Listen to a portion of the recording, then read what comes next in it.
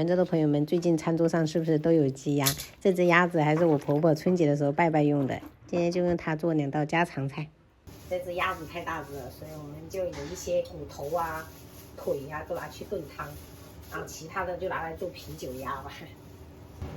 這個用來炖湯，直接放到開水裡面，因為我們這個鴨肉已經焯過水了，加個薑，然後這個是買的這種大蛤蜊的，增加一點清甜味，直接鹽加去調味，然後给它再次燒開。你們這邊就是過年會拜拜嘛，所以都會準備雞鴨，所以這個鴨子也是過年的，趕緊給它消滅了。燒開了就可以了哈，關火。然後我們這個燉鍋是已經預熱好了，這樣直接倒去燉出來的湯比較好喝，直接快燉1個半小時。做啤酒鴨的這一些，我们就给它改一下，我感覺小塊一點會更好吃。我們先把這個薑片給它煸炒一下，炒出香味。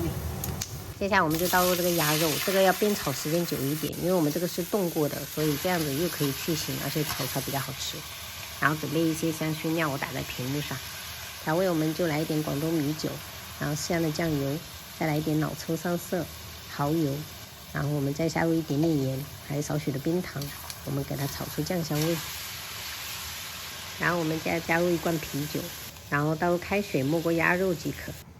然後蓋上蓋子，我們調小火燉煮50分鐘。時間到了，朋友們，最後我們下入一點蒜苗跟青紅椒，增色增香。然後稍微給它翻炒翻炒就可以了啊，大火收一下汁。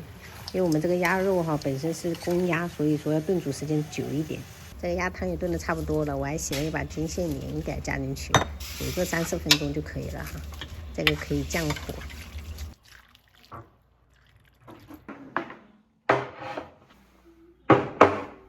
今天炒了一個油蛤，然後萵筍炒年糕，這年糕是瑶瑶家給我們的。然後這是香菜，我媽種的。